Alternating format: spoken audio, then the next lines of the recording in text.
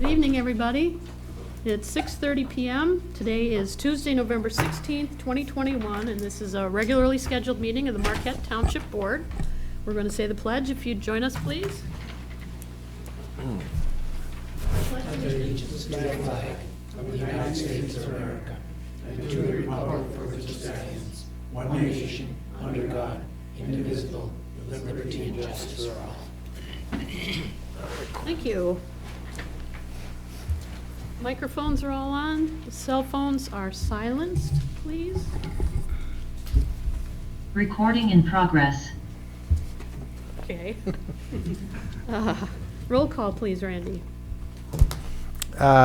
Trustee Winslow is excused and absent. Trustee LaRue. Here. Trustee Everson. Here. Trustee Marks. Present. Treasurer Johnson. Here. Secretary is here, and Supervisor Durant. Here. Staff present is Manager Kangas and our lawyer, Roger Zappa. Thank you. Do we have any email Nope, public comment? we do not. Anyone wish to address the board before we get started? Please feel free to come on up to the podium. Give us your name and address, please. Good evening, Leanne Kashmarsky, 22 White Oak Drive, and I'm just here tonight hoping that we can find out when we might anticipate getting the pre-engineering report back on possibly putting a water system in White Oak Estate, or Oak Hill Estates. Thank you. Thank you. Anybody else wish to address the board? Yes, I'm Stuart Saracen, 21 White Oak Drive, also up in Oak Hills. And kind of a follow-up on Leanne's comments. I guess there were comments made at the last meeting. And kind of follow up again with our meeting with John and Lenny we had several weeks ago. We're at 21 White Oak Drive. We're on a community well. And, you know, our concern is that Oak Hills is still one of the premier communities in the city and the township. And, you know, it's a vibrant community. It's a healthy community, kind of indicative of a lot of children, a lot of families in the community, which has kind of gone through that cycle now where it's kind of rebuilding again with younger families, which is awesome for the community. We presently have, well, it's a decades-old water system. There are 6 of us on the water system, and I'm sure a lot of these details have already been shared. I've looked quite extensively at recognized HUD and FDA recommendations for water systems, and the first one they have is there should be no more than 4 properties on a shared well. We have 6. They talk about minimum pressure, and minimum pressure anywhere from, and Randy would probably know as well as anybody here, you know, what minimum pressure should be, and various governmental agencies treat it differently. Some recommend a minimum of 20. Some of them are up as high as 40. We happen to have 10 PSI. And they also recommend a minimum flow rate. Typically, if you're a HUD qualified residence, or if you're going for a HUD qualified loan, for instance, they have a minimum of as little as 5 gallons per minute. And we had, last summer, we had ours tested and it was about 3. So I pretty much have 2 primary concerns with the situation we have. And it's shared by many of the residents up in Oak Hills. And they're both health and safety concerns. I've been speaking mostly about a health concern, which I think is shared by many of the residents up there. The other one that was touched on, I guess, at the last meeting is the safety concern of fire response. And the lack of fire hydrants, because all of the residences are well supplied. And we all know of what happened last year, a couple of years ago with the one house up there that, you know, you can discuss what exactly happened with it, but I'm sure that the response was, and as good as our fire department is, you can only work with the facilities that you have. So that's one of our biggest safety concerns. And again, the health concern is something that we hope doesn't become, more of a liability type issue, because we were advised last year when we had just a very superficial test done of our water, and he indicated the water pressure was so low that it can sometimes impact the quality of the water, because if you don't have enough pressure, enough volume going through your water system in your house, it can lead to bacterial buildup and other concerns. So those are the main concerns we have in support of a community well or a community water service, is the health and the fire response. So I appreciate you listening. Okay, thank you. Anybody else wish to address the board? Hi, so my name is Jessica Jackson. I'm at 23 White Oak Drive. So I'm also on the shared well system with Leanne Stewart. And so we're a young family that just moved up there, and this is our forever home. So I have a 4-year-old and a 1-year-old, and I want to have that safety feature of having possible fire hydrants up there. There is a lot of young families that have recently moved in, and I think a lot of us would really appreciate that. So we really appreciate you guys looking into this. And from someone that's going to be up in Oak Hills for a long time, I really hope this works out. Thanks for your comments. Anybody else wish to address the board? Good evening. Ron Keefe at 6 Pinehurst Drive in Marquette Township in Oak Hill Estates. We talked about this last time, so I'm not going to go into the things that we talked about. I just want to thank the council and the staff for actually listening to us, and it was a very nice reception and a lot of questions from the last meeting. I thought that was really something that you don't expect a lot, so I appreciate that very much. I have a little bit different perspective in the sense that I've been there 43 years. I'm probably the longest, oldest residents, at least in time served, in Oak Hill Estates. So 43 years is a long time. And I've seen, it was just said that this is a vibrant community. When we moved there, Oak Hill Estates was what it was. It was the Pinehurst Drive was pretty much it. And then it's developed up on top. And then all those other subdivisions came in. And you talk about a community.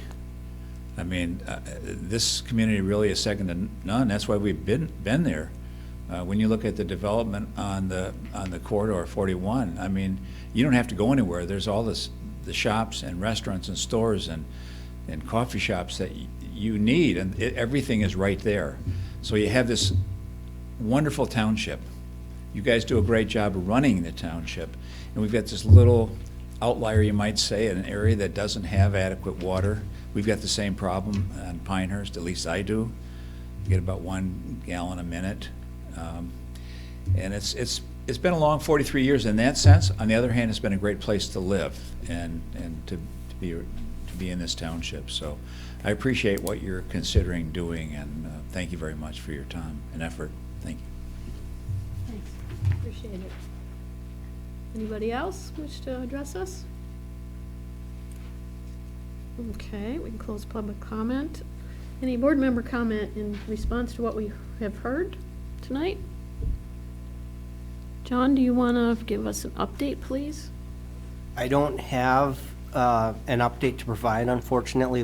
Lenny is currently out of the office, and he is handling the contract with the engineer for this opinion of probable cost, but he is monitoring his email and text messages while he's out.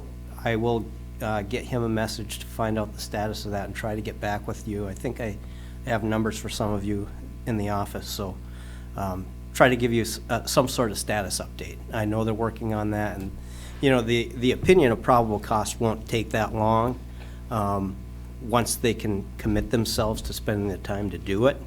The biggest challenge, like in pretty much every industry right now, is people are spread too thin because there just aren't as many bodies as they need to do the work right now.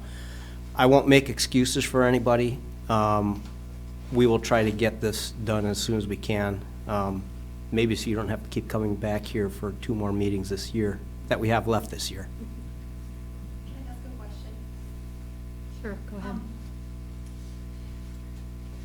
Okay, so let's say we get a date as to when you know when the pre-engineering report or whatever they call it's going to be in. Can you give us an idea of what the protocol is? What kind of happens after that? Because I know, like, when I was on the planning committee, and anytime anything moved through, you had to have some public hearings. There's, there were different rules in place that, and I'm just kind of wondering if there is something, is there a protocol? And I know we talked about when you go to if you were to go to the state and ask them for funding and it went out for bonds, that's kind of like a 2-year process in itself. So when do we get to that, where then we're another 2 years out? I mean, do you have any idea on, once you get the cost analysis, how that moves forward from there? That's a great question. I think a lot of it will really depend on how the conversation with the entire neighborhood goes. We know that there's several of you that are almost desperate for this to happen, right? We need to be confident that there is a majority of people in the neighborhood that are supportive of it. Otherwise, we're probably chasing a bad project. I'm not saying it's a bad project. I think it's pretty obvious that we're no longer at if this is going to happen, but when. I wish I could give you something a little more clear than that, but until we're certain that we have a project that will be supported by the majority of the residents impacted, I think it would be pretty hard for this board to support it. That's not to say they'll prove me wrong, but really it all comes down to what the majority is going to support in this case. That's my opinion. Pete, go ahead. John, what's the procedure for this? I mean, how long is it gonna take to get a survey of the area up there and have the people sign up? And is that something you could start now? I think you're probably asking almost the same question that Mrs. Kashmarsky was asking, just in slightly different words. And we need to get this preliminary opinion of probable cost done so we can analyze it versus the number of properties that the cost would be distributed against. And then call a meeting of the entire neighborhood to explain what those impacts would be so people can start to decide where they feel they land on this issue. If it's an outrageous number that the majority of the residents up there can't afford, where do we go from there? We can't just walk away or turn a blind eye. We have to figure out what the next step will be. And it could be a lot of challenges, but it could go smoothly. I will say it won't be without some challenges. You don't have to keep coming to the board meetings. You're totally welcome to. But until any of this groundwork has to be done, or the engineering has to be done, we can't do anything anyway. I mean, again, you're welcome to come and, get more people, that's fine. But just so you don't think that we can just say, okay, we're gonna do this, it's not up to us anyway, I mean, ultimately, it depends on the direction it goes. If we end up, well, it could go a couple different ways, but anyway, you have things that you need to do too, and not have to sit here and watch our meetings, but whatever works for you. Staff, in this case, is the one that's gonna have to take the reins, and until we get that engineering number. And I think you were trying to kind of poll the neighborhood and find out how many people were, if there are 60-some lots up there, if 35 of them are interested, that helps you. That was accomplished, and Leanne, what were the Okay. numbers? I think there's like 65 lots, and,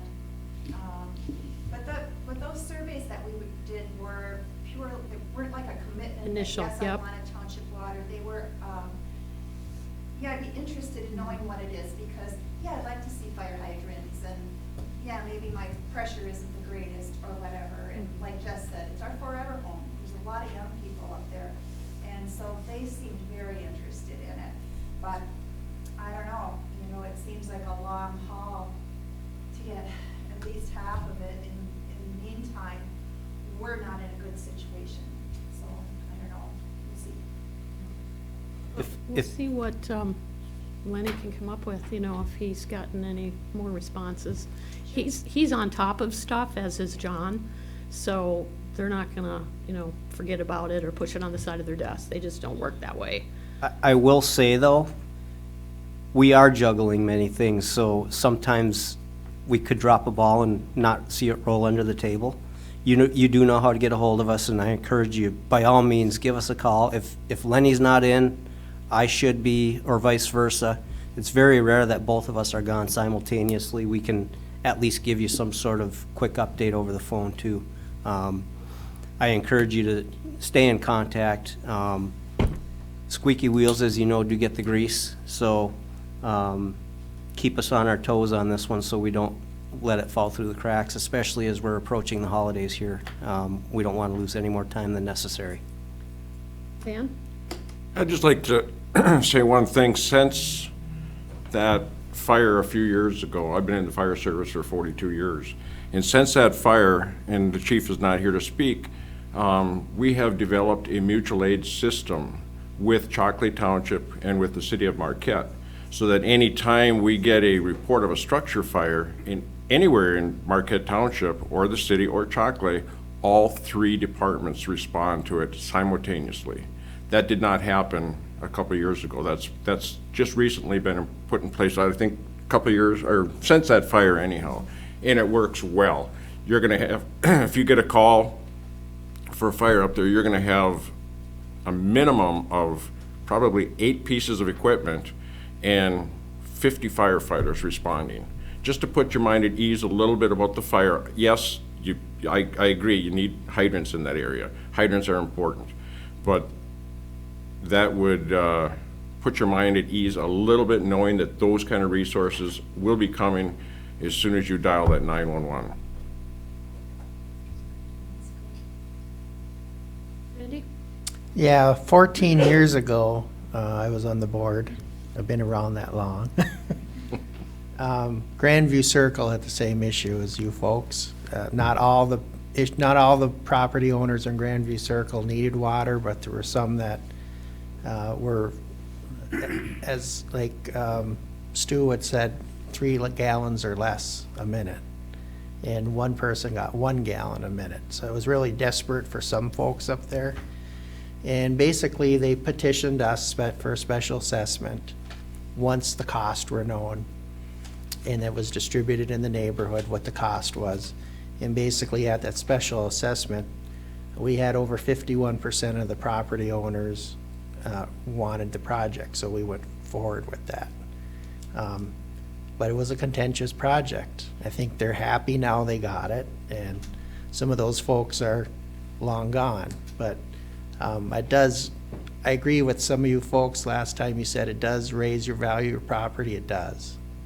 And it does, in the long run, it is worth it to get municipal water there if we can. So, so we will, I got faith in Lenny and John. We will try to come up with the best solution that we can for you folks. So, but if it's a large number, if it's spread across 65 properties, it might not be bad. So, I guess we'll go and see from there when we get the cost and move on. But that was the kind of the process we did as a board. We just took the poll of Grandview Circle, and 51% wanted it, and then it was basically off our plate. We approved it and it went forward. So, and we did the same thing. They had an informational meeting, what it would cost, and not everyone, some folks put in new wells and they weren't happy. But the water was available, and I think since then a lot of those folks have hooked up. So, John? I will also add that Lenny and I have actually been out there recently just looking at some of the siting concerns that we talked about in our meeting regarding a booster station. That may be a challenge. It really depends on cooperation of the property owners that we would have to work with. There's very limited locations for that, but those are all the things that come out in the final engineering once we get to that stage. We're still thinking about it. we're just limited in what we can do until we have numbers on the table to talk to you about, so. Anything else? Okay. Thanks for the poke. Appreciate it. All righty. We need approval of the consent agenda, which tonight includes approval of regular meeting minutes of November 2nd and closed session minutes of October 19th, 2021. We have bills payable in the amount of $177,572.35. We have the Sheriff's Department activity report from October and a little dividend from the Accident Fund Workers' Comp. There's a Chairman's report from the Marquette County Solid Waste Management Authority from October, and I stuck in the page from Henry Clay that seemed appropriate about government being a trust. I was just going to read that real quick for anybody who's doesn't have the packet. I should have just looked at my screen.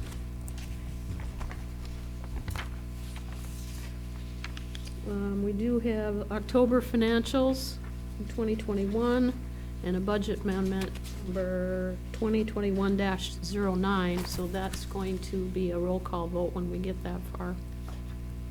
Move to approve the agenda as presented. Support. Jay, do you want to read the, I will. Budget amendment, Amendment? yeah. Present to the board Budget Amendment 2021-09. And authorization is requested to increase the ambulance revenue by $20,000, add grant other revenue of $2,000, and decrease interest by $1,000. Also reclassification of other revenue to the sale of assets to properly account for the sale of the truck will be done. Vehicle repair and maintenance expenditures are lower than projected, and yearly debt principal payment is shown. Also requested is a small increase in solid waste revenue, reimbursements offset by lower general garbage collection, offset by more activity and higher cost at the landfill, and increase to garbage collection fees. okay? I just have a couple questions. Sure. Okay, on the accident fund compensation dividend, I just had a question, if the manager has any idea, where are we putting these dollars when we get the dividend? I can't answer it specifically, but my guess is it's going into the general fund balance. Okay, that's fine. That's it.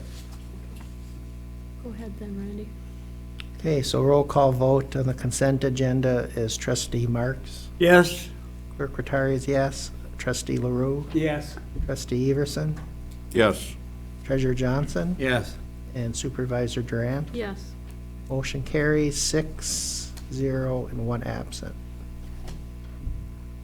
Okay, then we need approval of the remainder of the agenda. The only thing that's coming off is the closed session. We will not be having that tonight.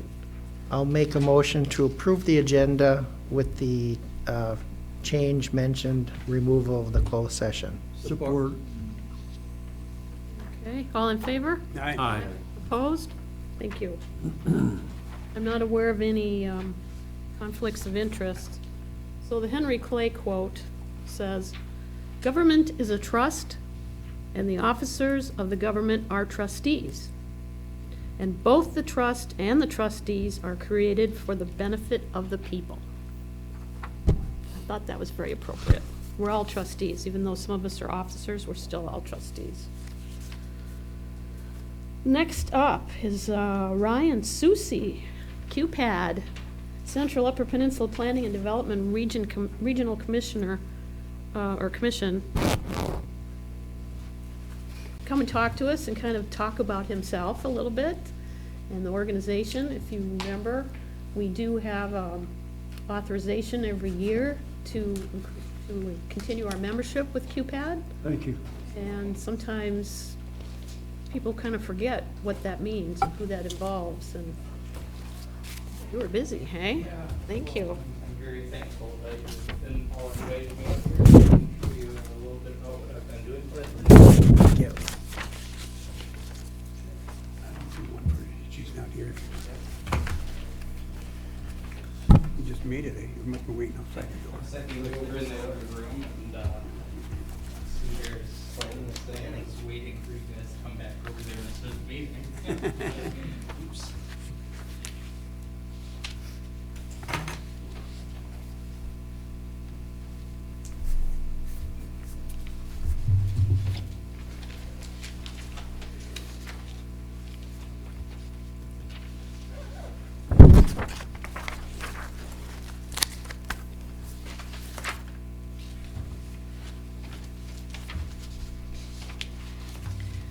All right, so I'm Ryan Susi. I'm a senior planner with the Central Upper Peninsula Planning and Development Regional Commission.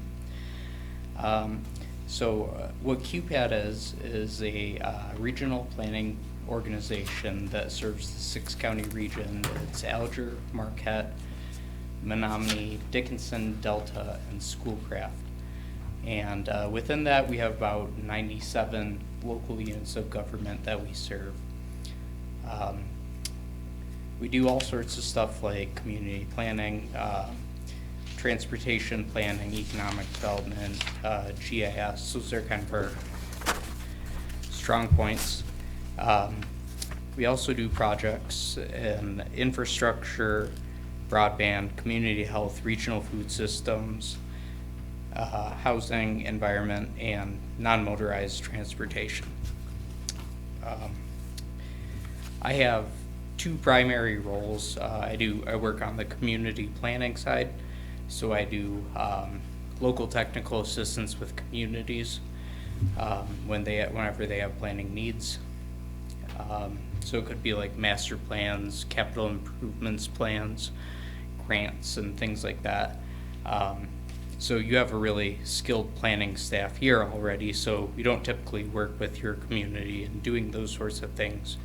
But we could be a good complement to that and support the work that they do if you ever had a need, like assistance on a grant or something like that. And then on kind of the other hat I wear is this regional economic development planning hat, where QBAD is the designated U.S. but it's designated by the U.S. Economic Development Administration as an economic development district. And once every 3 years, we develop this document called the SEDS. It's a comprehensive economic development strategy. It's kind of like a master plan for the whole region's general economic development. And by developing that plan, that gives us, we identify priorities and projects. And when a community or an organization wants to apply for grant funding through the US EDA, they look at our SEDS document, and if that project aligns with it, it makes it possible to give that project funding under it. So we recently, I think at the end of September, adopted our SEDS for the 3-year period. And I have some snippets out of that I shared with you in this first packet. It has the vision that's contained within that. So similar to a master plan, it has goals and objectives, a vision. We develop it along with a committee. So I put the roster in here as the second page, just so you can see what the makeup of that team is that's helping me write this strategy. So it comes from all over the region. We have economic developers, workforce development, schools, nonprofit organizations, private sector businesses, labor, and so we have a pretty good cross-section of economic development here in the central region. So through that process, we identified a lot of the overarching regional needs that we have here in the central UP, and I think these will probably ring pretty well with you guys. The population growth issue, that's something that we saw with the new census numbers that came out, and the UP is declining in population. That's a big issue for employers because it's hard to find the workforce to backfill as our population ages here.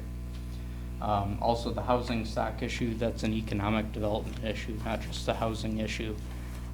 You know, people that are looking to move to the area are having a really hard time finding housing, and so that makes it especially hard trying to find talent in the region. Broadband access and connectivity, efficient transportation methods, workforce issues like internships and vocational training, and then investment in public spaces.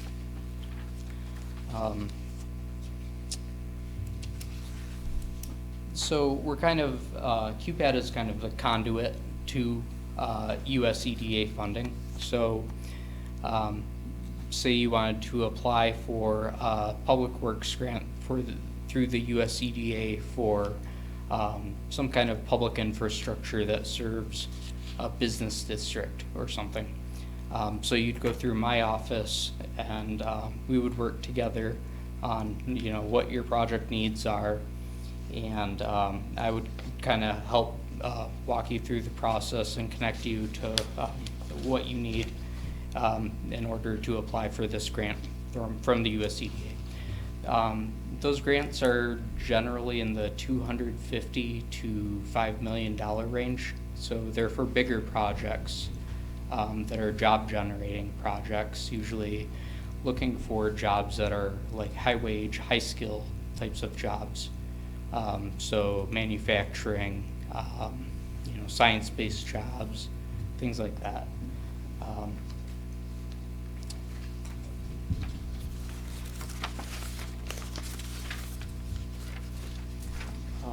The US EDA also has investment priorities, and they're updated with every administration.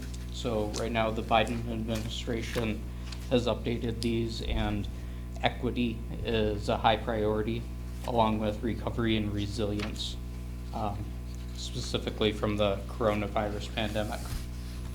And so there are a number of things here. Manufacturing is always a consistent one on there, along with workforce development projects. But if you fit in with the priorities and align with our SED strategy, it makes for a stronger and more compelling application. And as I mentioned, you know, it's kind of like a master plan. I just have these, what I call buckets here, where we have a number of goals and objectives that fit into these various categories. If you'd like to learn more about our, and drill down deeper into that, there's a link on our website to the SEDS document, or I will actually share that with you so you can take a look at it more. But what I really think you should look at out of anything is are these steady state priorities that are kind of near the end of the document. Our SEDS contains priorities that are both identified projects that are already fleshed out that want to be named in the SEDS, and so it's easy for them to be able to align with it when they go for application or when they write an application. But we also made these placeholders for things that we think communities may be applying for, just general things without naming projects.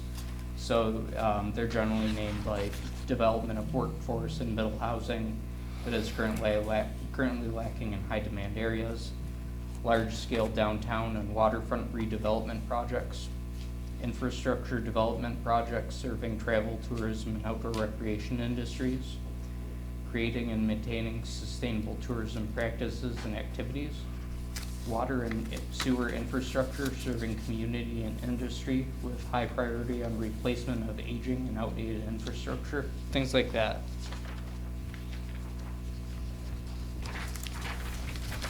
So that pretty much covers the SEDS. Does anyone have any questions about that, that regional guiding economic development strategy?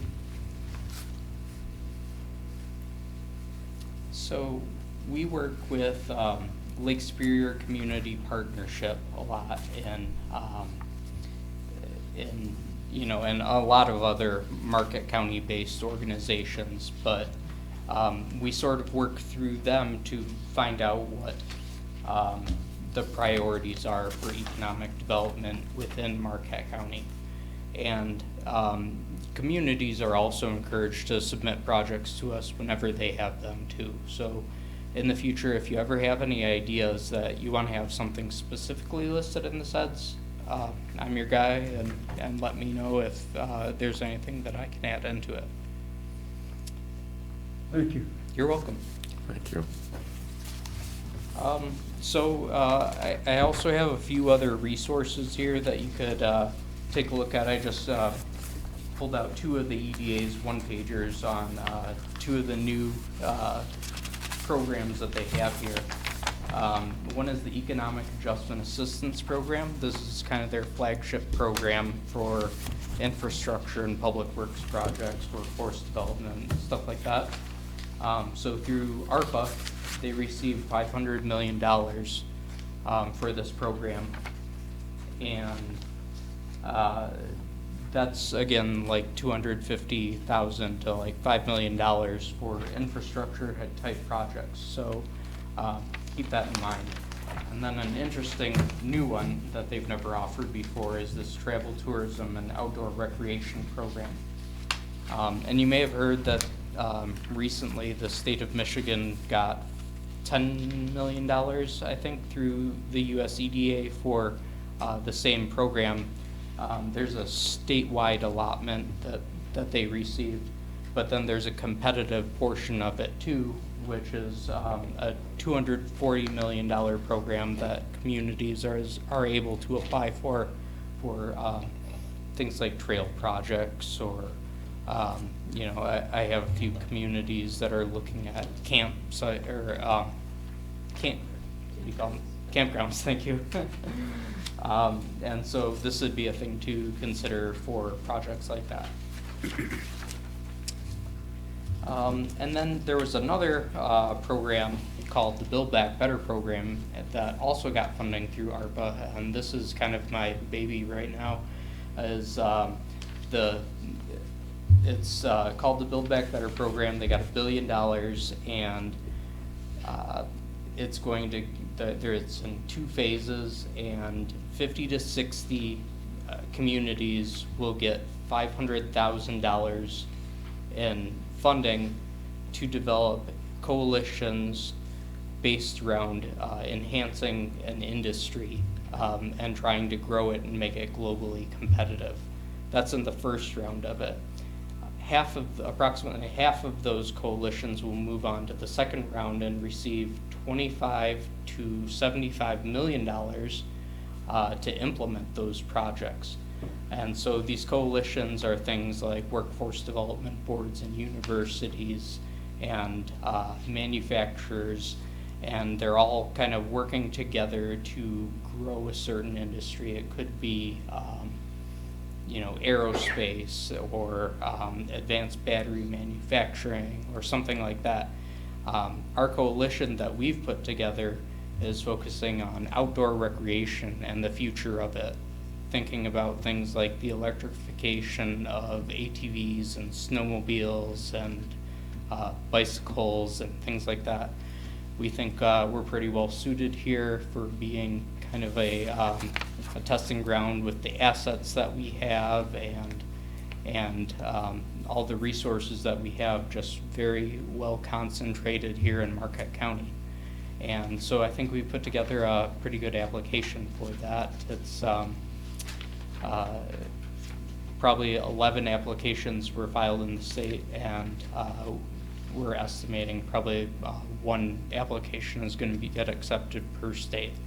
So we're feeling pretty good about it, and hope to share more with you guys on this, because I think it's a really good opportunity for the whole Central Upper Peninsula, but particularly our coalition here in Marquette County. Does anybody have any questions on that? Great. John and I had the pleasure of, visiting with you for an hour or two, and I thought it was very helpful to kind of really know the meat and potatoes of what you guys do. Because the name pops up, and nobody, really knows the inside story, so. Yeah, I'm always available too if you ever have any questions or want to know more about some of these federal programs or how some of the aspirations you guys might have fit into that. I'd be happy to answer them for you in the future. I do also have cards. I'll get those for you too, so I can share my contact info. Great. Perfect. Hey, thanks, Ryan. Yeah. Appreciate you. Your whole Thank you very night much. next door and here. Appreciate that. Yeah, thank you. Brian, you have an extra packet? Yes, I do.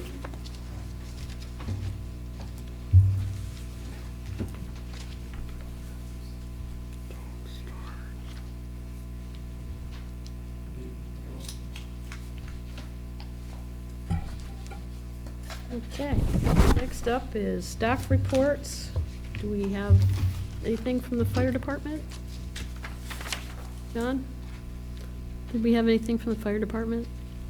I know he's gone, I just didn't know if he left any information for you. No, I think we were planning on moving his report to the next meeting. Yep, that's fine.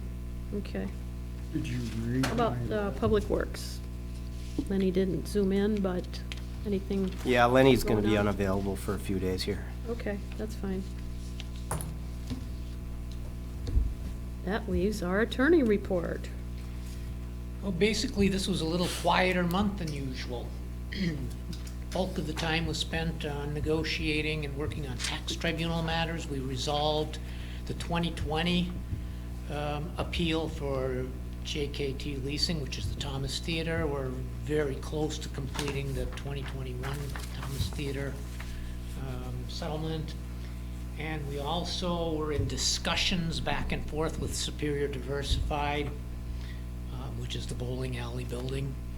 And we were a distance apart, but long story short, after some discussion, they voluntarily dismissed their appeal. So that one is no more.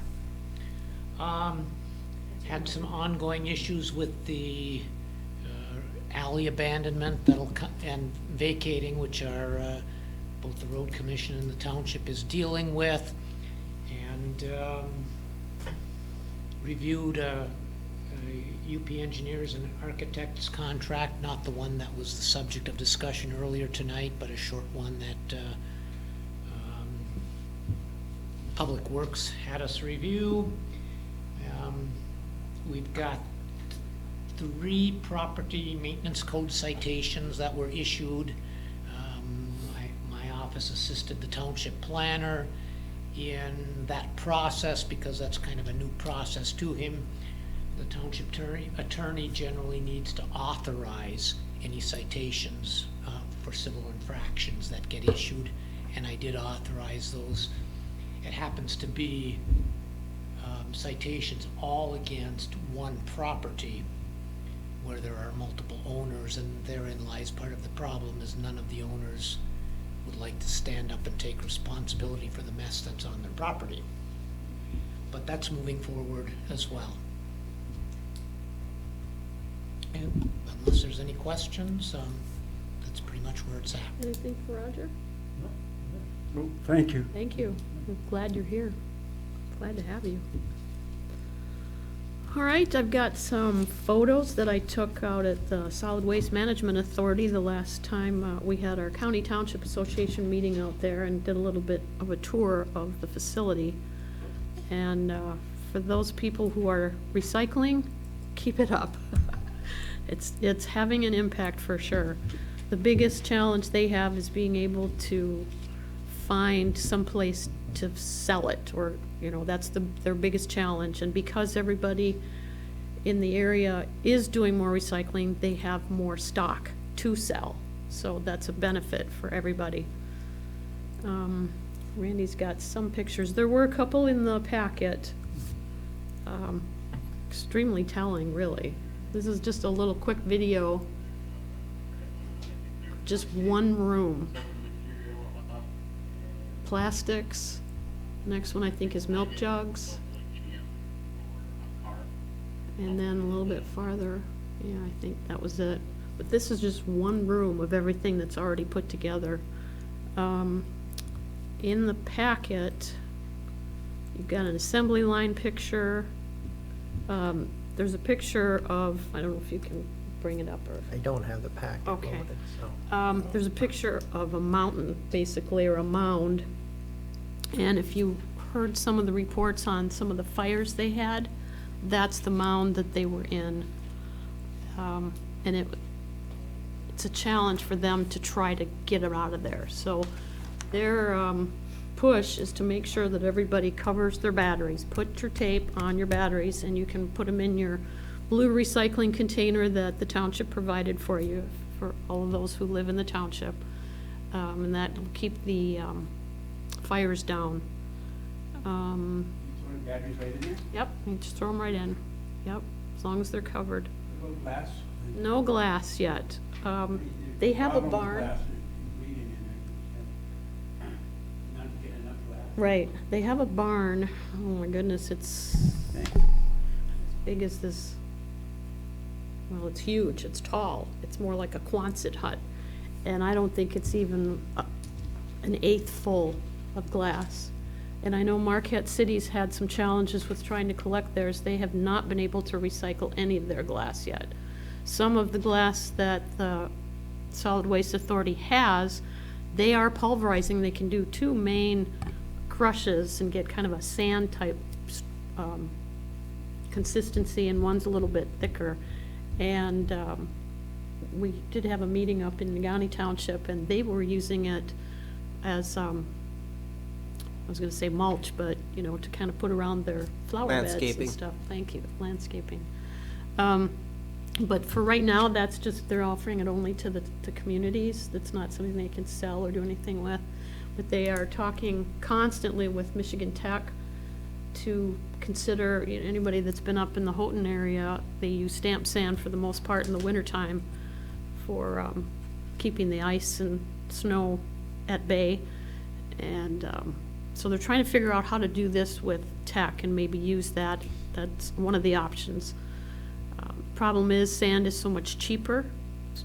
Same thing with the road commission. They can buy tons and tons of sand for about 1/6 of what it costs to produce the glass. So they're working through this whole process of recycling. They did send they put a contract together with Newberry for hauling their recycling, and they're kind of use that as a template to see how the contracts would go work in the future with other communities, what the costs would be. They're kind of branching out a little bit. And again, with the cardboard and everything that they can sell, it's the volume. So clean recycling is number one. It's got to be clean. That doesn't mean you have to put your peanut butter jars in the dishwasher. He even said, go ahead and dump the peanut butter jar. It's not going to kill the landfill to have a few jars of that. With what they can save, it's too bad you can't see this, but again, the pictures were in the packet. So if you want to look online, you can see that. The process is just unbelievable with their assembly line. It goes through this whole plant, and it goes up and down and around, and they have people standing and pulling things out. It's kind of like, I said, like Lucille Ball kind of on the assembly line. And he said, yeah, that's really it. So They plan to give another tour at another time? they'll do tours anytime. Just call them. Oh, yeah, but They how like many to people? have, yeah, they like to have really no more than 6. When we were there, they were not in operation, and when they do the tours, they like to have the operation in place. So if they have about 6 people, they have northern students, different groups coming out, the hospitals come out, businesses. The recycling part, and that was some of my discussion I had with Brad again today. I called him again. The commercial side is not being utilized yet. There's nothing much that he can do or the authority can do with the commercial side. This is all residential.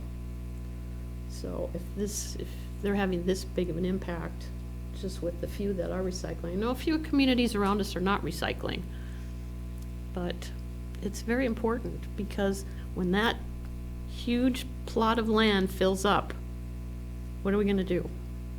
You know, we don't know when that'll happen. I believe there are 8 cells out there, and I think they're on 6. I don't know how big the cells are. They expect that maybe 50 years down the road, they may have to look at another landfill or something, you know, because of the conservation efforts they're doing, that extends the life of the landfill. So it's only in everybody's best interest to make sure that they throw away their plastics in the right containers, you know, plastics. And it's a 906, Recycle 906 is an awesome website.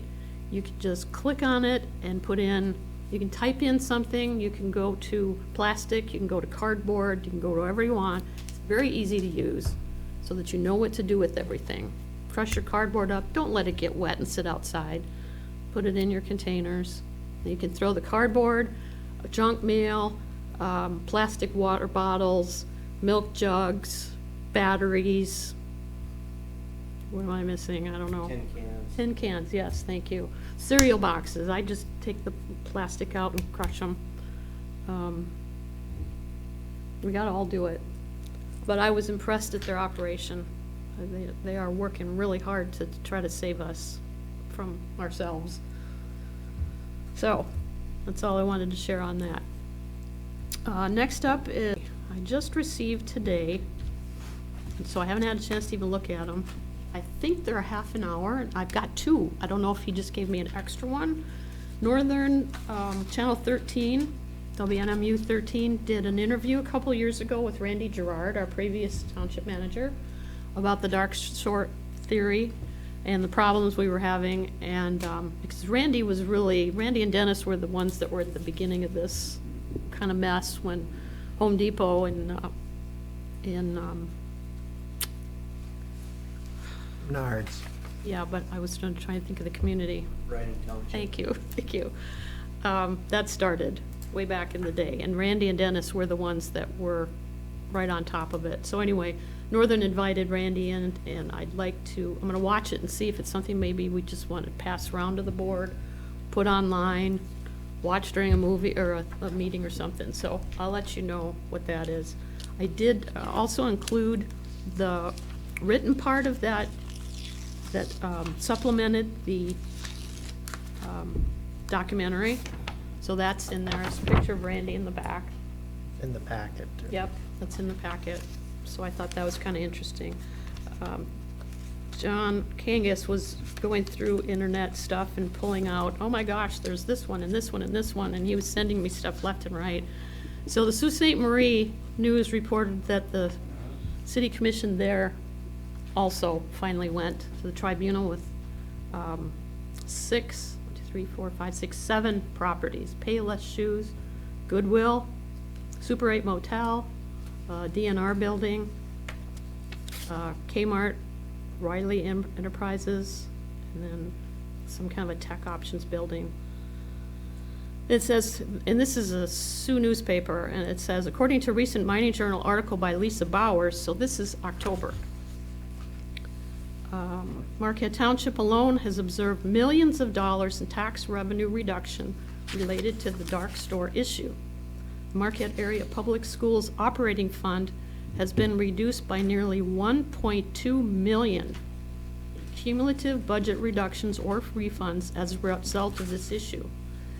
In a 2017 article by former reporter Nick Nolan, since 2013, local governments throughout Michigan have had to refund nearly $75 million to large retailers due to Michigan Tax Tribunal's embrace of the theory. So it just keeps getting worse and worse. It's not going to go away. Other than last week, one of the judges did go back and say, okay, well, maybe this isn't such a good idea. So maybe there is hope.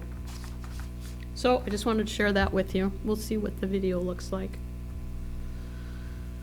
Community linkage, does anybody have anything to share? Anything you're hearing from the public? Or we had recreation meeting update. John, do you want to kind of just tell the company, tell the public what we did next door this evening? Sure, so there was a public information meeting next door this evening regarding a recreation plan update. And that update is necessary based on this proposed parcel acquisition that we've talked about and you've authorized staff to continue forward on. A couple of months ago already now, I think. Time flies. I'd say the meeting was well attended, probably a couple dozen people there at least, which is actually pretty high based on similar types of meetings I've attended elsewhere for these types of projects. And the biggest thing I did not hear in that meeting, which I specifically vocalized to Jason, is there was not a vocal opposition to the township moving forward with this acquisition. So I think there is community support to continue forward, and it's also encouraged a lot of thinking from the public that was in attendance tonight regarding what their priorities might be for this 16-acre parcel if we do acquire it. There's a lot of mixed opinions about what kind of park it should be, whether it's a passive, low-maintenance park versus a higher maintenance, traditional type of park with a mix of facilities for different types of activities, like pickleball being one that was specifically mentioned. And I know that that particular sport is pretty well represented in the county, maybe not so much here in the township, but it gets mentioned every time recreational opportunities come up in the township. Whether or not that becomes part of that facility, we're far from that decision-making point yet. It does sound like there's a lot of excitement in the community as far as supporting the township in any efforts to develop that property moving forward, which is also great news. Our planning and zoning administrator has indicated that he's been contacted, since this has gone to the press, he's been contacted by at least 2 local businesses, the North Star Academy, as well as the Superior Watershed Partnership, all in partnering with us when it comes time to developing the property if we do acquire it. So I think that's an exciting next step in our recreational opportunity here in the township, and we'll see where things go. Thanks. Good update. Most of us were there tonight anyway, so we kind of knew what was going on. Okay, 8A says... Pete says there were 38 people in attendance, which tells me my crowd estimating is way off. Well, there were quite a few people coming in late, too. And the one nice thing, the lady from the Ghani came down and said what a good idea that is, so it's far reach, not just Marquette Township. Yeah, she said she uses Schwimwood a lot. Well, that's good. Okay, consider meeting with various local organizations. Part of our strategic planning, this was discussed.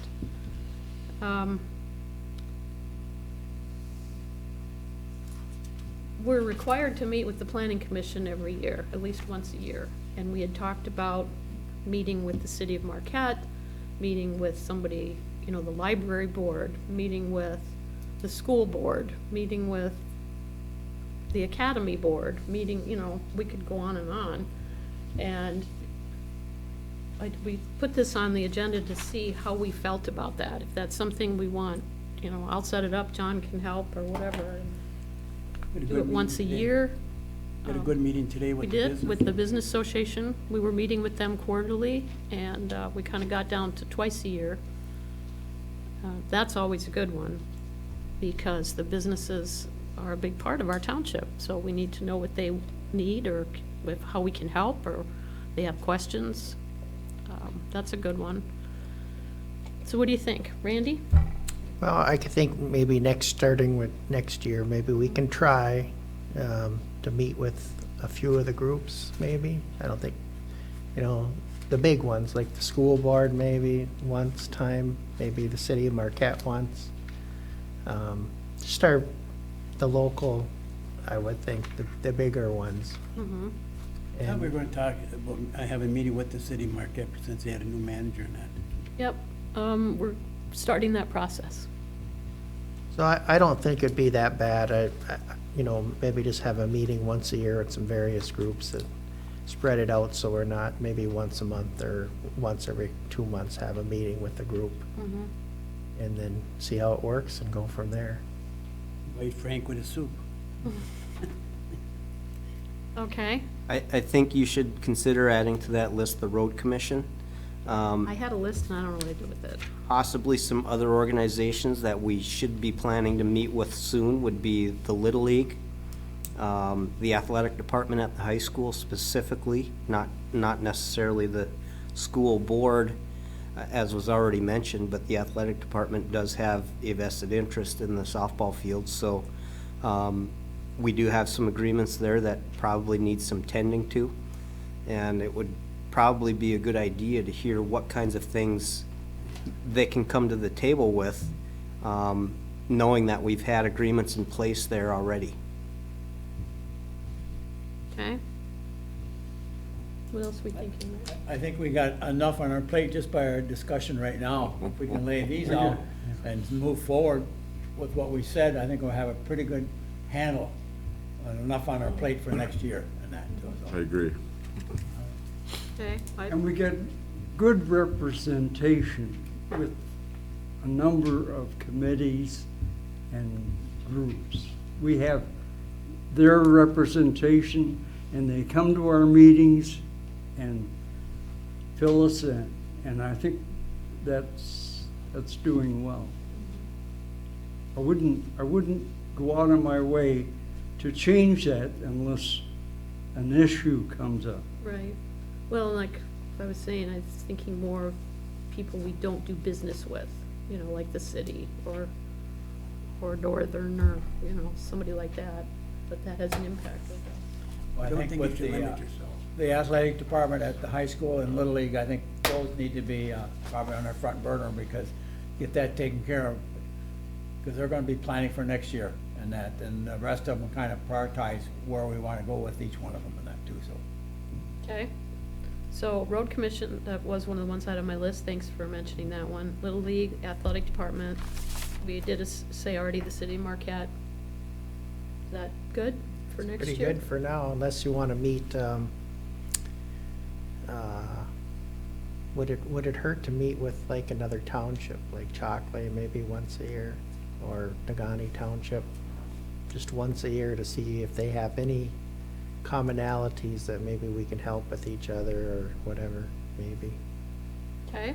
Would it be worthwhile to meet with us and those two together, all three townships? Maybe, yeah, just once, see if Once we. a month, once a year and that, just Yeah. open discussion, just talk a little bit. Well, maybe the ones surrounding us then? Yeah. Nagani Township, Chocolate, Sands is in part of, Yeah, with maybe us. Paul Township. Powell, yeah, Yeah. that would be good. We'll see, maybe that's too We'll much. certainly have That might be. probably discussion coming up in the next several years with Powell.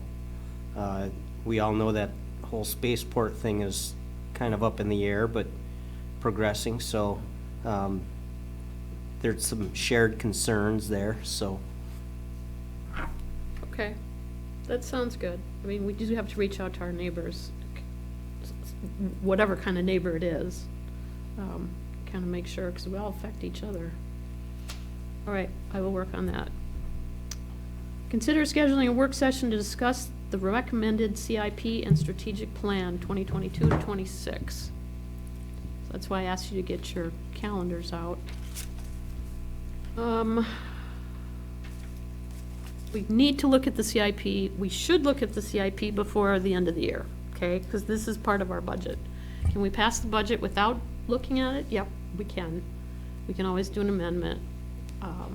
If the board feels like in the next month and a half, we can squeeze in a couple hours, I think that would be helpful.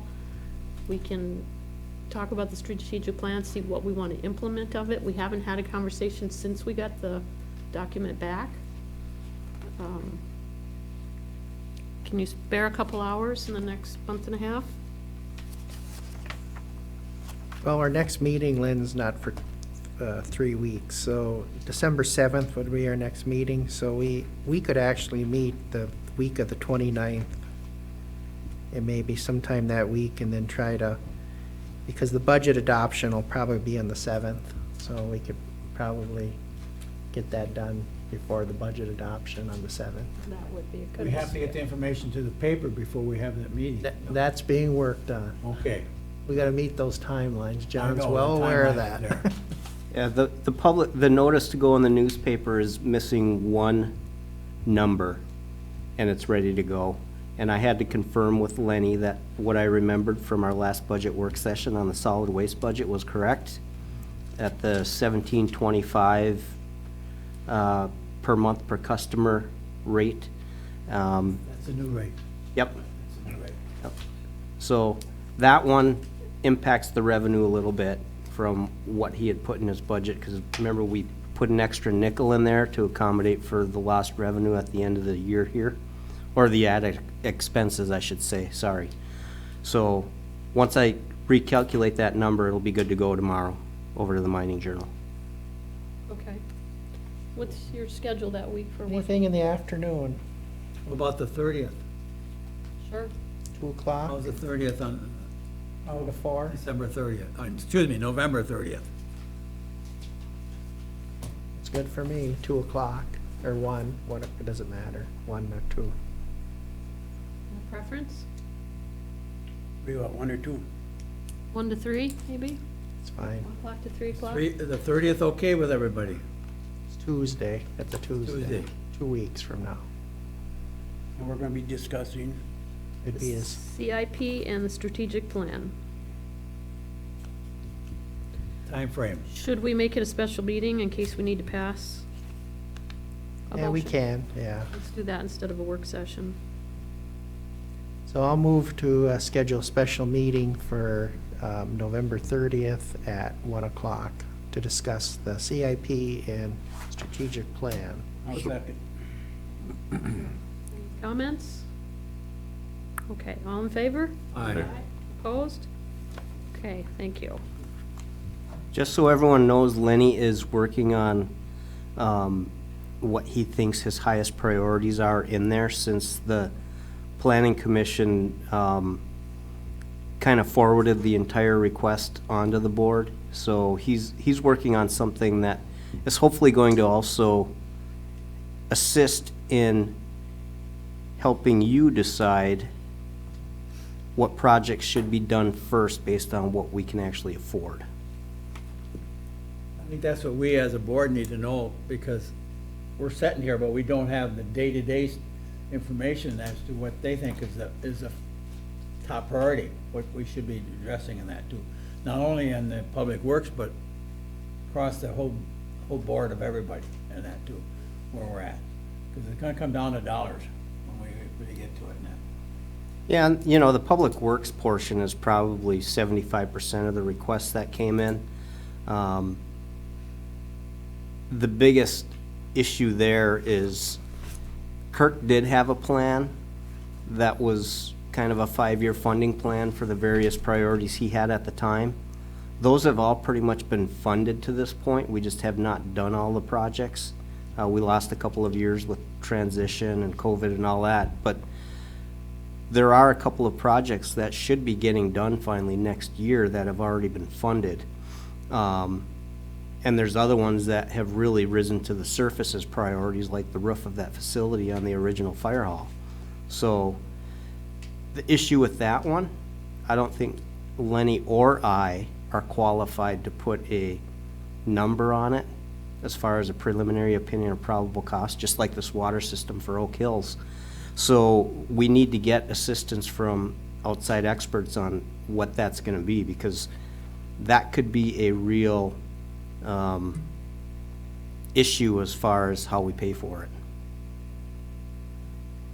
I think that's what we need those type of projects that we see, regardless whether you have the dollars or not. We have to be made aware of that. This is sitting behind the closed door, and the door may open and we have to do something right away. Yep. So until we know that, we don't want to be operating in the blind in that too, so. Well, and I think we also just added another project to the CIP through strategic planning in the manual door openers, the ADA door openers. And I did find an old quote that Randy had procured from a supplier up in Lake Linden, I believe. That number was from March of 2020, so I'm guessing we're gonna have to add another 25% to that cost, just based on where we're seeing the supply and demand going right now. But that particular project didn't even go to the planning commission. So the good news is we're talking about both of those issues at the same special meeting coming up at the end of the month.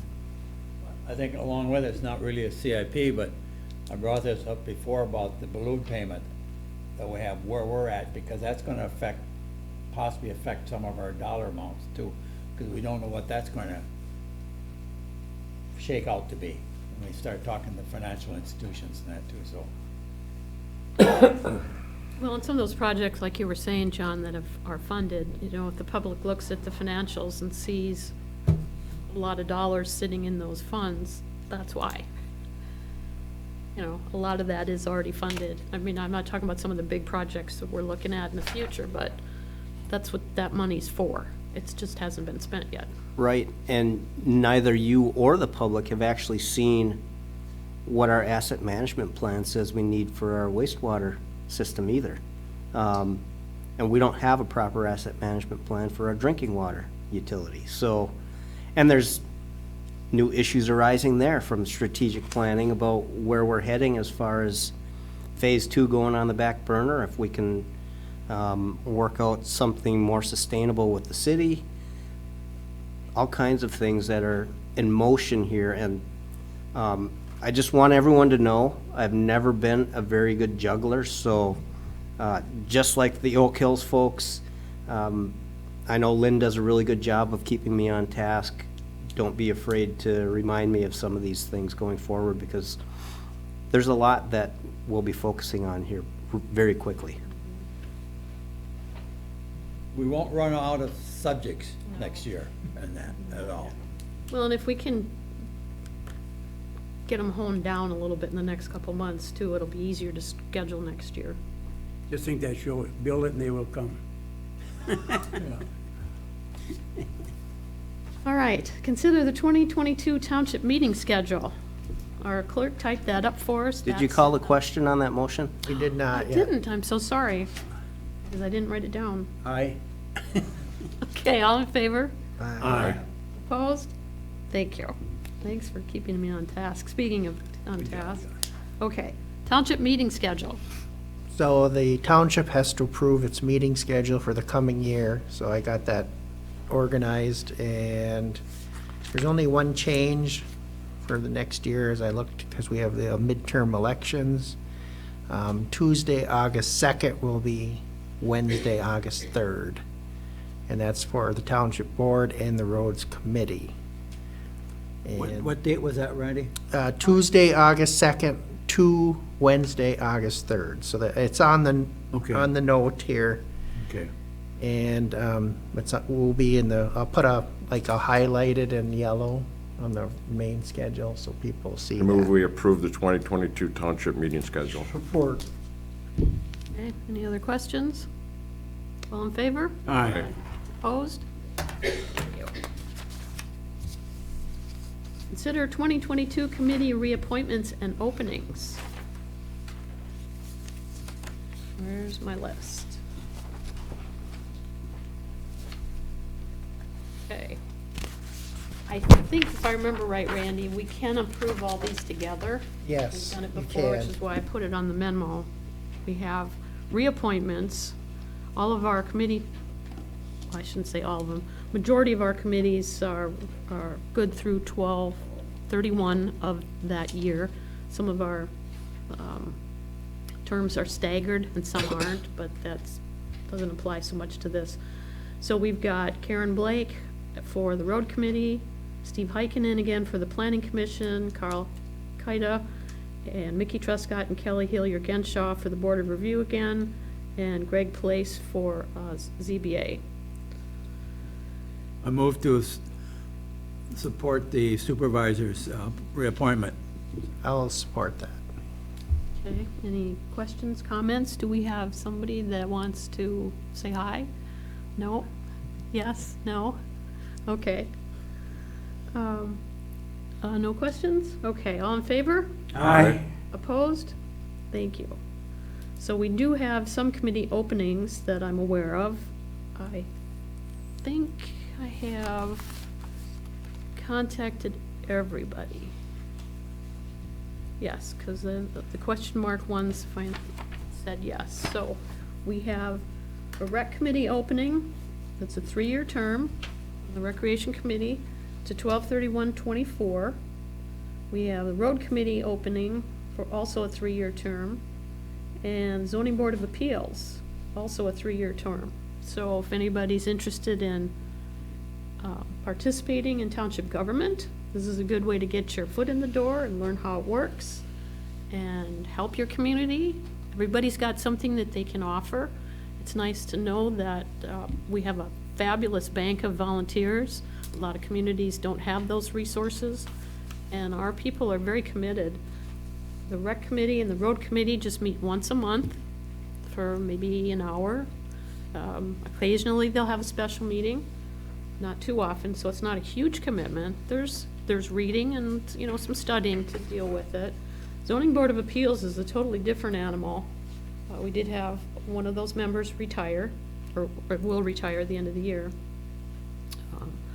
That's a different kind of an animal, so we would have to get some information and training and stuff for you. That's a little more involved. Any questions on any of that? Okay. Consider a letter of support for proposed alley abandonment. I can take the lead, but I think this ultimately has a 2-part conversation which Attorney Zappa will participate in if that's okay. Because there is a second part to this that the township will have to consider at some point in adopting a resolution to vacate. And ultimately, you could adopt that resolution to vacate pending the road commission's abandonment. That being said, I think we just have to decide what order we're going to proceed. For this evening, for sure, I think it's important that the township board adopt this letter of support for the abandonment because it is a beneficial redevelopment within the community. It takes some of our least useful property on the US 41 corridor and redevelops it into a modern state-of-the-art facility. And ultimately, this alley has never really been used for public use. It's been used for private access to parcels adjoining it on either side under the same ownership, and they would remain under the same ownership. And without the alley being vacated and abandoned, this redevelopment would not be able to occur because the building would sit right on top of it. So my recommendation is to authorize the township supervisor to sign the draft letter of support with any amendments he may feel necessary. Okay. Roger, do you want to talk about the amendments, or just one? Sure, it's a 2-phased process. The road commission abandons, the township vacates. And this alley, as Manager Kangas indicated, has only been used as a parking area, which will no longer exist. And it's located between US 41 and Orchard Street as if it was extended, because that street doesn't really exist either. And there's another portion of that same alley that continues on between non-existent Orchard Street up to Werner Street, and that was previously abandoned many years ago by the road commission and vacated by the township. So this is a little, very short, dead-end little alley piece. And basically, in case you're still not clear, it's between the Great Hunan and what used to be the laundromat. I'm kind of dating myself there. I think it was something else since then.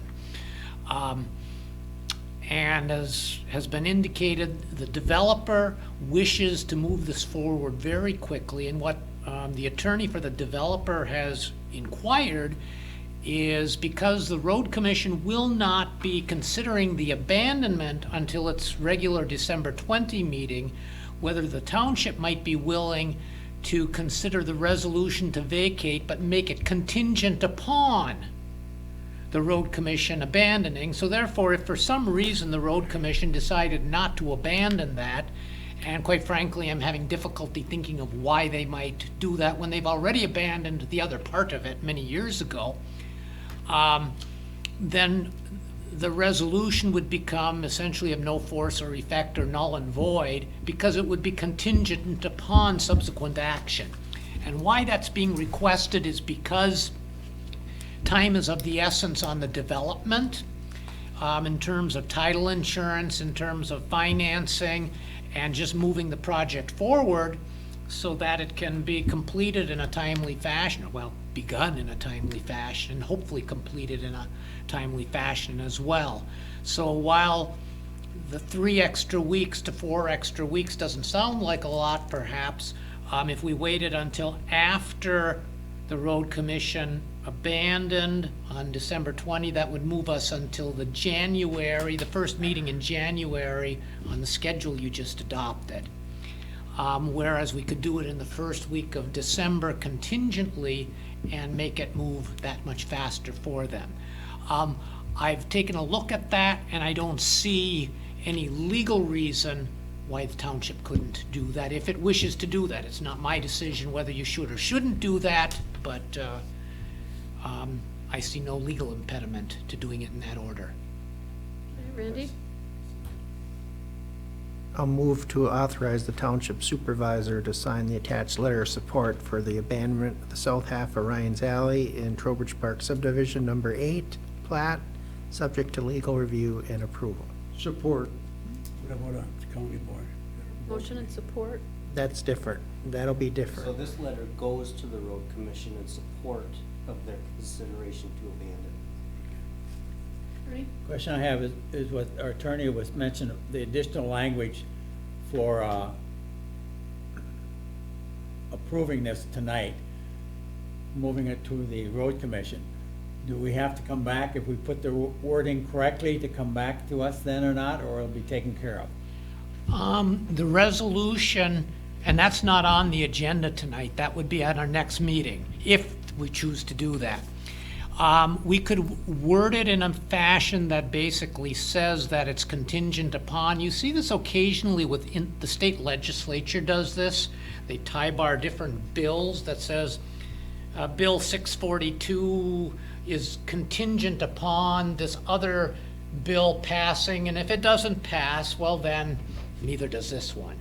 We could word ours in a similar fashion, and it would be, the resolution has already been drafted without the contingency language, so it would require one additional carefully worded sentence, and I think we could probably accomplish it without having to come back again another time.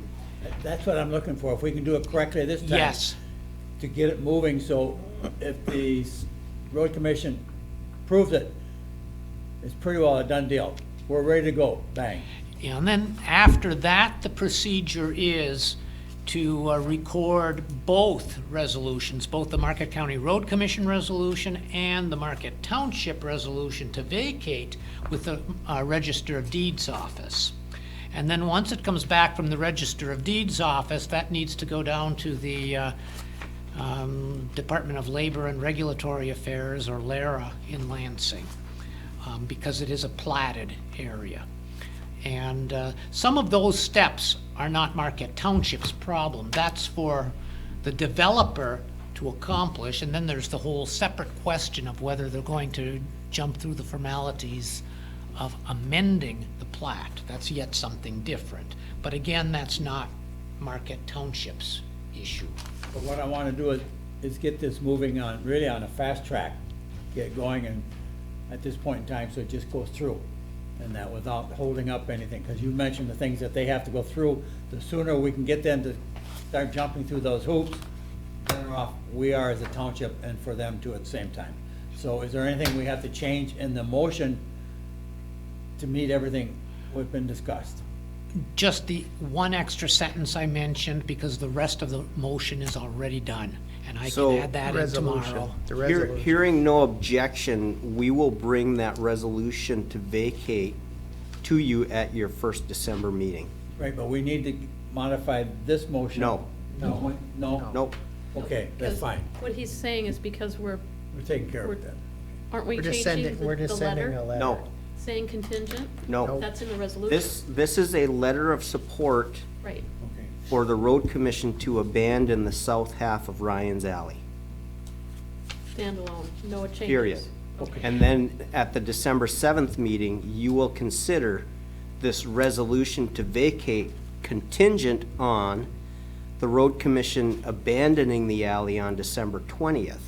So we're a couple weeks ahead of where we should be, but in the interest of helping the developer move forward with their plans, we will show our good faith and consider that resolution contingent on the road commission actually abandoning it. Go ahead, Roger. As you will recall, on past abandonments, the road commission always looks to the township, whichever township that might be, for input or an opinion on, do you support or oppose this little strip of alley or street, whichever the case may be, being both abandoned and vacated. I'm recalling one from a number of years ago when the request came in, and it would have almost landlocked a parcel in Trowbridge Park further north, many, many blocks further north than this. But Marquette Township actually opposed that because it would have made development of that area quite difficult. And the road commission looked to us and they refused or declined to abandon based on our input. You'll also recall we abandoned and vacated the strip of the one block section of Erie between Summit and Cherry Streets for Lions Park. And same procedure, the road commission sought input first. They don't necessarily have to do that, but that's an example of the partnership you've had over the years in deferring to or seeking input on what our position is. And that's the only thing the letter tonight does, is advises the road commission that we support the developer's request for the abandonment. We then need to vacate, and that will come at our next meeting, but that will still be ahead of the road commission's hearing on what they're going to do, which is why we will make it contingent on their subsequent action. I was trying to work it all together at one time. and Yep. You can't do it. No, I was thinking the same thing as you, that the contingency goes in this letter, Yeah. but it goes in the other. Okay. Well, I think we're good. It would be in the actual resolution to vacate. Call the question. I was trying to pull too much together at one point in time. Okay. We might have been able to do that tonight, but we hadn't had this conversation with you yet. And keep in mind, one of the things we talked about in strategic planning is maintaining those relationships with our partners. We want to make sure that we don't do this in such a way that the road commission says, you don't care what we did on this, right? Because it does ultimately matter that we both agree. So I guess that's important to keep in mind. Could be coming from the other side and not even asking us to do it. Okay, we've got a motion. We don't want to burn a bridge with the road commission. They're too Right. important. All in favor? Aye. Opposed? Thank you. Do they understand what we did tonight? They know fully well. Jim Iwaniki had requested that if we were in support of this alley abandonment, that we send a letter of support. I'm talking about the individuals Oh, with the developers here. oh, yeah. I guess that's maybe a question that the attorney can answer. I have been in contact with their attorney on a regular basis on this, as recently as I think it was just yesterday, and I will relate the board's position tomorrow morning. Good deal. Okay. All right, move on to committee updates. Planning Commission, we don't have our liaison tonight. They canceled the last meeting. They had Yes. so they'll have there's a public hearing scheduled for something, and they're gonna actually have that December 8th. Or December 8th Thanks for meeting, coming. so. Yeah, that's right. Due to a kind of scheduling quirk, the Planning Commission meeting will be the same week as the board meeting, so it'll be tight, a little bit tight for them, but. That happens once in a while, a couple times a year. Rec Committee, that met tonight, that's what we were talking about. I don't know if we need a reiteration of that. And the Events Committee, we don't need to talk about that, because we already know all about it. Tree lighting. Right, next week. Pete? We hope they do. On the 23rd, Should have brought your little forms, you could have just thrown them out in the audience. I got forms in the back, but they left already. I hope they took one. We have posters and little cheat sheets there. On the 23rd, from 6 to 9, at the Westwood Mall, we have the tree lighting ceremony, along with Santa Claus, a Grinch, and studio dancers are gonna be there. We'll have music. And after Santa Claus comes in a fire truck. After that, we have all the kids line up, come up to see Santa Claus. Oh, I think we're gonna have it in the mall, excuse me.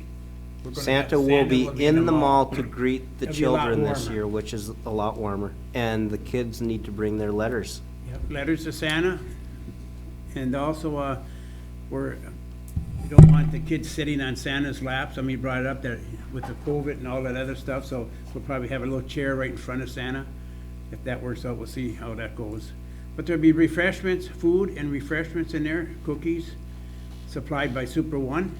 And so I think it's gonna be a great evening, so come along and sing along with the singers, and come inside, meet your neighbors and that, and have a good time. It's a week from tonight, and the 10-day long-term forecast is 32 degrees that Oh, night, yeah. so it should Wear be your a good, shorts. so it should be a relatively nice night compared to some others that were pretty cold in the past. I'm not sure if any of you caught the other thing in there that he mentioned that's different this year, and that's the studio dance arts students. They actually practice in the mall now, and they will be doing some choreographed routines with Linda Smith, doing a couple of Christmas carols to their dancing. So kind of fun stuff to see the product of the multiple uses we have in the mall now actually participating in this annual event at the mall. Should be neat. I haven't seen what they do, but it sounds like they're pretty active. Will the Christmas trees that they're talking about in the mall be started, or is that gonna be after this? It'll be before. Or We so lit that- outside and then we'll come inside. No, I mean, they're gonna have a bunch of Christmas trees in the mall. They're all decorated already. They're already there, okay. Yeah. Questions answered. Isn't somebody else donating something besides Super One? Don't we have a? Jet's Pizza is donating the candy for the kids, assuming it arrives. Okay. This whole supply chain issue is becoming a little concerning. I know. I'm sitting on my house too, waiting and waiting and waiting. No this, no that, no closet doors, no They wanted counters. John to join them dancing, but he said he got a sore back. So you're gonna do it instead? It's just a side note, the supply chain issues are so bad, one of the local bakeries can't have powdered donuts because they don't have powdered sugar until next year. Oh, my God. I've got some at home. Well, apparently this powdered sugar they use is It's different. it's a special kind. Yeah. Yeah, so, but None of us need it anyway. No. Oh, yes, you do. It's Christmas. Okay, public comment. I don't know, Ryan, do you want to share anything? Thank you. Okay, thanks. He had enough. Any announcements from anybody? How about our manager's report? You've got a page in front of you. You do have a written report this time around. I'm hoping your last meeting is the last time you don't have a written report from me. That whole short-term rental bill, as mentioned, is currently taking a little bit of a break, but I think it should still be a concern on everyone's minds. It's a significant attack on local zoning, in my opinion, and I think we really need to pay attention to that, because if this bill passes as written, up to 30% of the residential units in our community can be short-term rentals, and we don't have any say in what they do, other than we have to treat them the same as all of the other residential properties in our community. It's a little bit crazy. It is. A significant overreach at the state level, in my opinion. I am having a meeting with the county administrator tomorrow to talk about this and housing, and the three topics that we talked about at our supervisor manager meeting last week. Short-term rentals, the police, and their funding and their issues, and housing. So we'll see what the county can do. Too many of the supervisors and managers around us, we don't know what to do about any of this. So I said, I'm calling Scott. And the county has more clout and more information, and they need to be working for us. Not that they don't, but I'm just saying, we're sitting in a meeting trying to figure out how independently Sands could do something, or Negaunee Township, or Ishpeming City. I mean, that's silly. These affect all of us, so we'll see. I don't know if Scott can help, but we've got about a 2-week window on this bill. They dropped it until after Thanksgiving, and I think they meet like for a week or something before Christmas break, something like that. And apparently what's happening with this is originally, some of you were at the McBroom-Cambenzi meeting, originally the governor was against this. And then apparently people are looking to buy her votes. So if they, I don't want to even say an example, but if somebody wants her vote on something, they could say, okay, well, we'll support you on this if you give us your vote, or something like this, Gee, so it's that possible. never goes on. It's possible this could pass because of that. I think the biggest thing is, with us setting up here in the UP, well, we have 5 representatives in the UP compared to what's happening downstate. So we can call our representatives, they can be all against it, but their clout really isn't there, and it's all downstate. So all you have to do is try and get them so they talk more, and that's it. They just need to leave us alone. Just for a little encouragement, there are all kinds of downstate organizations and cities that are opposed to this, but they're having a lot of trouble because there is a serious influence of lobbying, and it's going on. And something we can't do that they do on a regular monthly basis is provide refreshments. And they keep losing sight that we're here for the people. This is not about an organization. It's not about that. It's for the people. What kind of refreshments, John? Any questions for the manager? Also, I do apologize that we weren't able to take you to closed session tonight. I did try to get responses from both bargaining units, but have not. I hope they recognize that getting the budget done is actually going to happen without knowing the outcome of either of these contracts. So at this point, we just have to keep moving on the budget regardless of what the contract negotiations are going to result in. When we started this process, we had plenty of time. I expected it to be done by now. We did have a couple of vacations in the ASME unit that one led right into another that didn't help with them, but I can't really explain why we don't have responses on either at this point. So. They don't see it as being important. They don't see the connection between. Oh, they know it's budget. important. They know it's As far important. as us trying to get a Yeah. budget done. Right. That's, these are all financial decisions that have to be made. We can pass, like you said, we can pass the budget, but then we gotta amend it. And Well, everything I'm preparing is assuming a status quo at this point, because that's how Lois originally created the budget for wages and benefits. I'm adding that extra 1.87% premium increase for health insurance so you can see what the impact is, even though we haven't talked about it yet. I think ultimately that needs to be considered moving forward too. We had assumed in everything we presented a 10% increase. Now it's closer to 12, so. that's health insurance, Correct. not wages. I'm sorry, I misspoke. No, that's all right. I just wanted to clarify it. 11.87% increase in the Blue Cross Blue Shield premium. 11.87, call it 12. Nothing else for the manager? That's enough. You want to review our motions, please? First motion of the evening was to approve the consent agenda as presented. That was approved. The second motion was to approve the regular agenda minus the closed session, and that was approved. The third motion was to schedule a special meeting to discuss the CIP and the strategic plan on Tuesday, the 30th of November, from 1 o'clock to 3. That was approved. The fourth motion was to approve the township meeting schedule for 2022. That was approved. The fifth motion was to approve the recommendations from the supervisor for committee reappointments, and that was approved.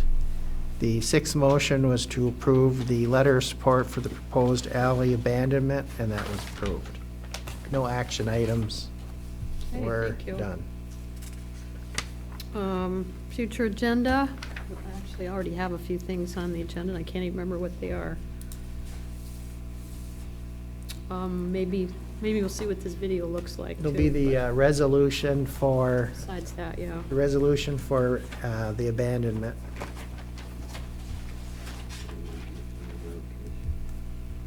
Okay. Comments? Anything else before we close it up? I move to adjourn. Support. All in favor? Aye. Opposed? All right. We are adjourned at 8:13.